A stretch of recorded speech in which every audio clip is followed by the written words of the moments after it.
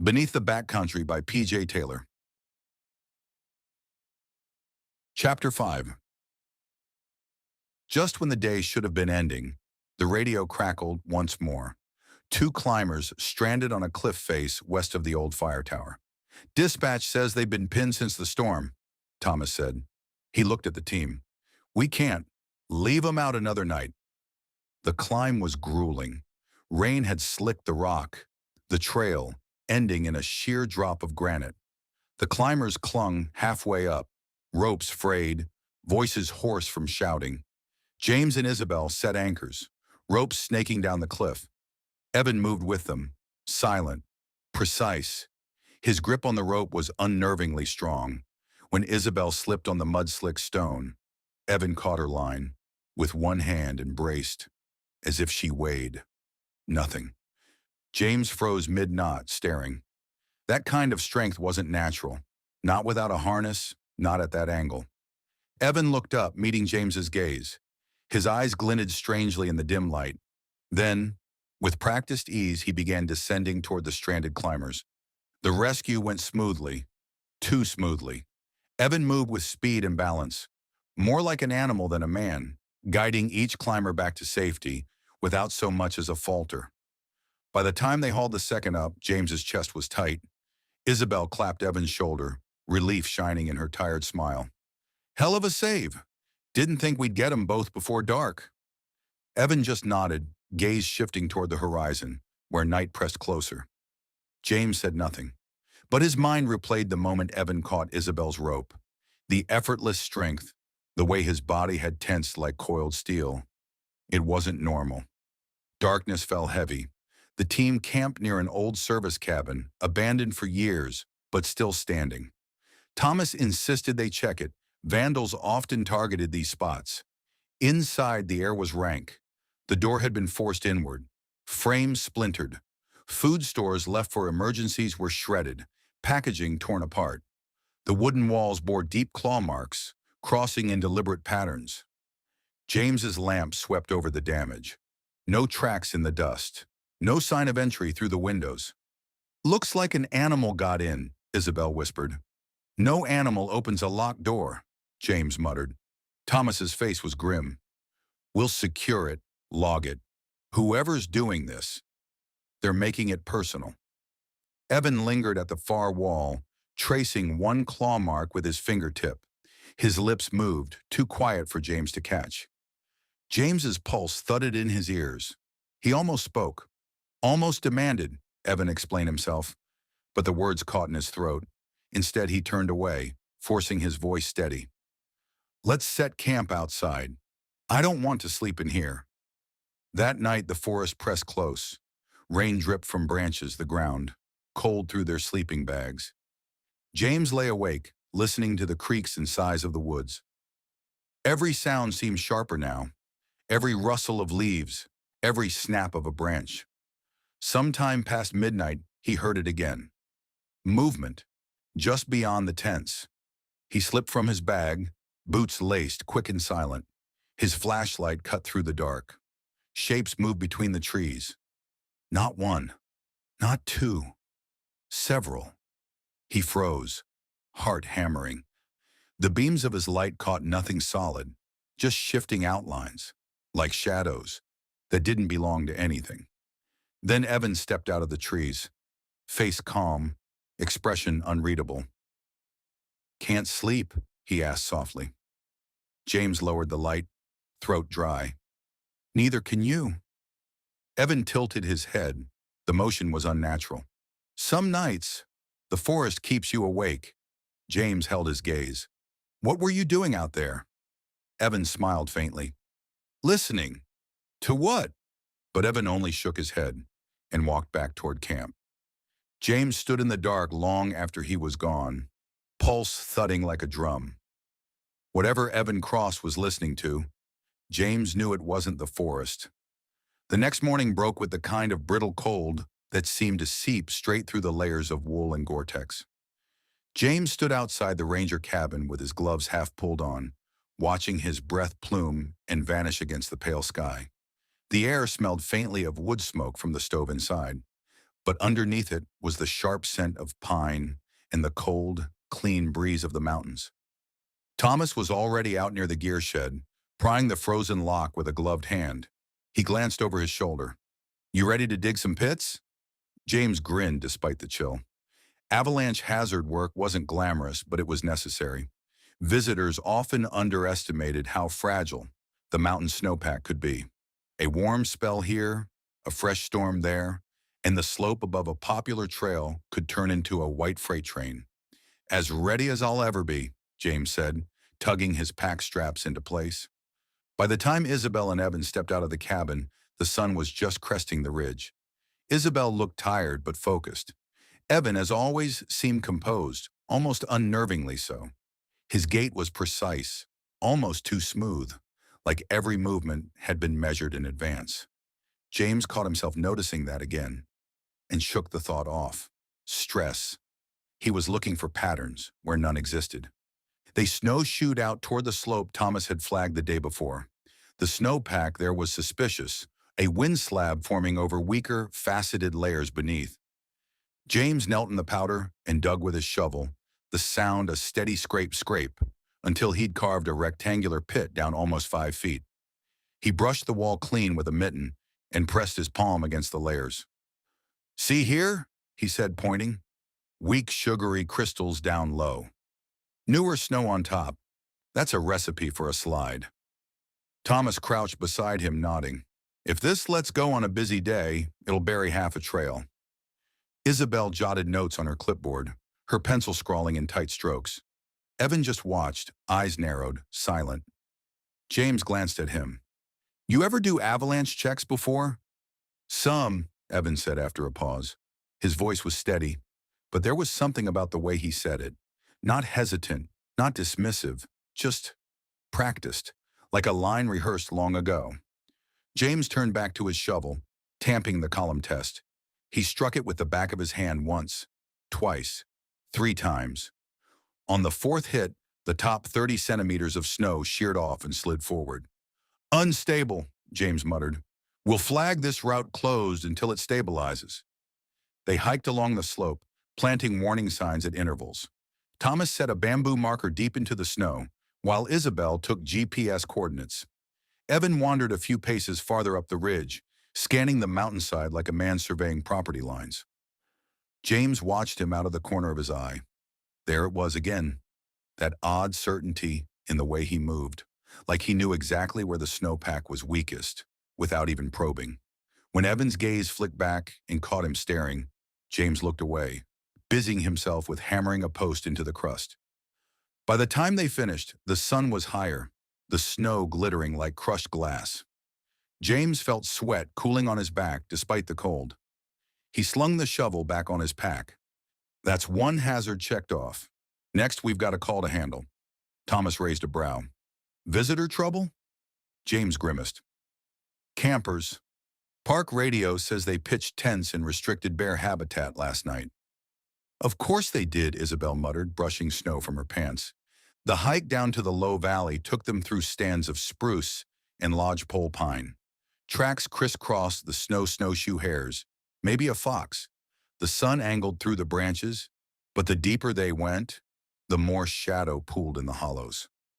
They found the campers mid-morning, 3 college-age kids in bright jackets clustered around a smoldering campfire. Their tents sagged half-collapsed nearby, nylon dusted with frost. A food bag hung from a branch poorly, far too low for safety. James stopped at the edge of the clearing, planting his boots firm in the snow. "Morning, folks," he called evenly. "Rangers, mind telling me why you're camped here?" The trio startled, one nearly dropping his tin mug of coffee. The tallest, a kid with a red beanie, pulled low, spread his arms. "We didn't know this was off limits. Just looked like a nice flat spot." Thomas stepped forward, voice flat. "You're in a designated bear habitat. That's restricted for a reason. Food attracts them. You get a grizzly sniffing around your tent, you won't last long." The campers exchanged nervous looks. One of them, a girl with blonde braids, muttered, "We heard noises last night. I thought it was a bear. Heavy steps, kind of. Weird." James frowned. "Weird how?" She shrugged, embarrassed. Like, slower? Almost like someone walking, but big. A prickle ran along James's neck. He forced his tone steady. Could have been a moose. They move heavy. Evan stepped forward then, silent until now. He looked at the campers one by one, his expression unreadable. When he finally spoke, his voice was soft, but edged. You were lucky. Pack up your things now. If you stay here another night, you'll regret it. The kids stiffened. Something in the way Evan said it made the air feel sharper, like the temperature had dropped a few degrees. The tall one in the beanie nodded quickly. Yeah, we'll go. James let Evan's words hang in the cold air for a moment before stepping in. Break camp. Move down to the designated sites near Pine Brook. You'll be safer there. We'll check in later. As the Rangers turned away, James caught the campers hurriedly stuffing gear into their packs, eyes flicking toward the trees like they expected something to step out any moment. Isabel muttered under her breath, once they were out of earshot. You didn't need to scare them like that. Evan just smiled faintly. Fear is sometimes the best motivator. James said nothing, but unease gnawed at him. Evan's tone hadn't sounded like a warning. It had sounded like a promise. By afternoon, they were back near the cabin, prepping for the joint SAR drill, scheduled with the neighboring station. Snowmobiles buzzed faintly in the distance as the other crew arrived, their machines kicking up plumes of white.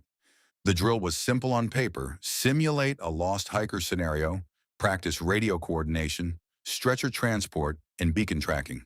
But these exercises mattered. In the Rockies, a hiker gone missing in sub-zero conditions could be dead in hours if rangers weren't sharp. James set his beacon transmitter and clipped it to his belt.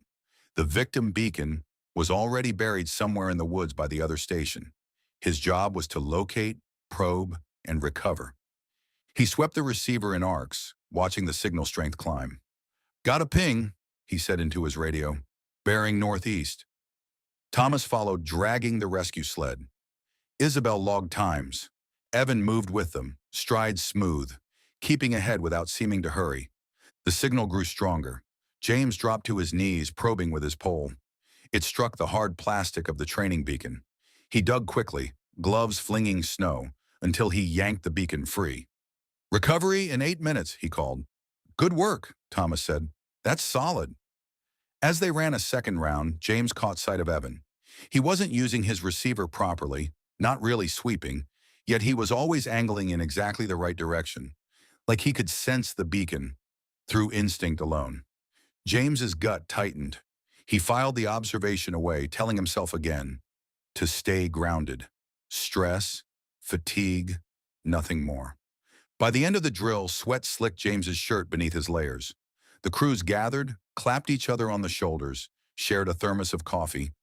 The other rangers mounted their snowmobiles and vanished in a roar and spray of snow.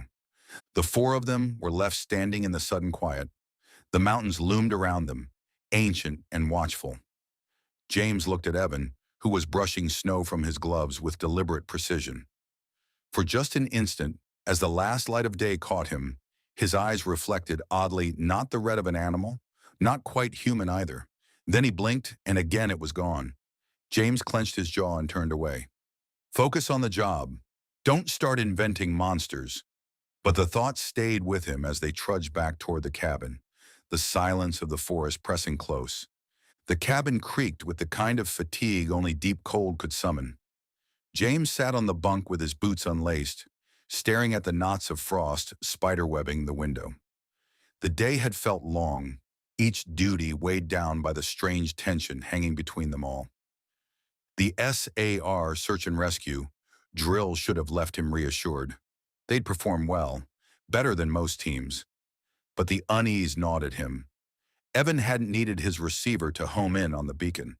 He'd known. James could feel it in his bones, though he couldn't explain it without sounding insane. He rubbed his eyes with the heels of his hands. You're tired. Don't invent ghosts in the snow. The radio on the wall crackled, startling him. Isabel picked it up from the table. Station 4, go ahead. A gruff voice answered. We've got reports of flares near Echo Ridge. Could be lost hikers signaling. Can you send a team to check it out? James straightened, fatigue forgotten. Echo Ridge was steep country, full of gullies and avalanche runouts. Not a place anyone should linger at night. Thomas nodded. I'll take James. Isabel, you stay on base. Evan, you're with us. Evan zipped his parka without a word. The snowmobiles growled to life in the darkness, headlights stabbing through the swirling flakes. James gripped the handlebars tight, body leaning with the machine as they tore along the packed trail. The wind burned his cheeks despite the balaclava. The forest closed in around them, trees stark and skeletal in the beams. Every branch seemed to twitch in the corner of his vision. He shook it off, focusing on the ride. They reached the ridge in less than 20 minutes, engines winding down into a silence that felt almost alive. The snow muffled everything. Their footsteps, their breath, even the hiss of the wind seemed smothered. Thomas raised a hand, pointing. A faint orange glow pulsed against the clouds above. Over that rise! They trudged uphill, snowshoes crunching. Cresting the slope, they spotted the flare, a spent cylinder jutting from the snow, ember dying in the frost. No hikers in sight. James scanned the tree line. They won't have gone far. They fanned out, calling into the woods. Park rangers, if you can hear us, call out. Only silence answered. Then faintly a rustle.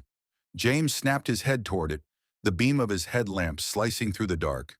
A shadow shifted between the trees, tall, hunched, wrong in its proportions. Hello? His voice cracked slightly despite himself. The shape froze. Then it moved. Fast, too fast for the terrain. It vanished deeper into the woods, snow spraying in its wake. James lunged forward a step before Thomas's hand clamped on his shoulder. Easy. Could be a bear. James's pulse hammered. That hadn't moved like a bear. But what else could it have been? Evan appeared at his other side, eyes glinting in the lamplight. We should track it. His tone wasn't cautious. It was eager. Thomas frowned. Not without backup. We're here to locate people, not chase shadows. They swept the area instead, grid search style. No footprints besides their own, no voices, no stranded hikers, just the dead flare, hissing faint smoke. After an hour, Thomas called it, false alarm or prank. We'll log it and move on. James hesitated, staring into the black woods one last time. He could still feel the image of that shape burned into his mind, tall, hulking, almost human. When they finally roared back toward the cabin, James couldn't shake the thought that whatever had fled into those trees hadn't been running away from them. It had been circling, watching. The next morning was brittle clear, sunlight bouncing hard off the snow. They spent it on routine, gear checks, radio drills, wood chopping. Normalcy that should have grounded James, but he felt like he was moving through water. Every sound was sharper than it should have been. Every glance Evan gave carried weight.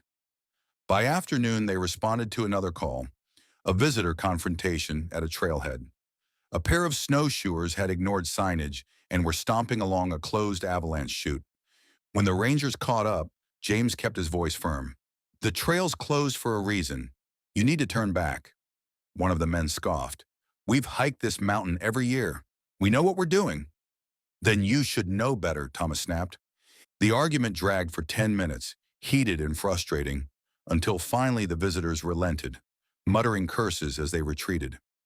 James exhaled slowly once they were gone. Some people would rather freeze than listen. Evan stood silent during the whole exchange, eyes flicking between the men like he was studying them. When it was over, he murmured almost to himself, "Defiance has a cost." James felt the hair on his arms lift under his jacket. He turned sharply away. That night, James found himself on perimeter patrol. The air was sharp as a knife, stars like ice chips overhead. The snow reflected enough moonlight that his headlamp stayed dark. He paced the line near the tree line, boots crunching faintly. The woods loomed black, and more than once, he thought, he saw shapes shifting between the pines. When he swung his light, there was nothing but frost-coated branches. Halfway through his loop, he heard it, a scrape, soft but distinct, not an animal scurrying heavier, like claws against bark. He froze, breath pluming. The sound came again, then silence. Slowly he moved on. His hand brushed the butt of his sidearm unconsciously. He hated the idea of firing blind into the trees, but part of him was glad he was armed. By the time he returned to the cabin, his nerves were taut wires. Thomas was awake inside, poring over a notebook at the table. He looked up, eyes narrowing. "Something spooked you." James hesitated. This was it. He couldn't keep swallowing it down. He pulled off his gloves, dropped into the chair across from him. "Yeah, something's wrong, Tom." Thomas set his pencil aside slowly. "Go on." James exhaled hard, rubbed his face. "It's Evan. The way he moves. The way he knows things he shouldn't. The campers said they heard something big walking like a man. Last night at Echo Ridge, I saw it too. And during the drill, he didn't need his receiver. He knew where the beacon was." The words tumbled out faster than he'd planned, his pulse hammering. Thomas studied him quietly for a long moment. Then he leaned back, sighing through his nose. "I was wondering how long it would take you to say it." James blinked. "You've noticed too." 8 years on this mountain," Thomas said softly. "You see things, hear stories. Evan's not the first oddity, just the most convincing. I kept my mouth shut because people hear you talking like this. They think you've lost it." James sat back, stunned and oddly relieved. "So you don't think I'm crazy?" Thomas shook his head. "I think you're finally seeing what's been here longer than either of us. The question is, what do we do about it?" Silence pressed between them, heavy and inevitable. James glanced toward the darkened bunk room where Evan slept. His skin crawled.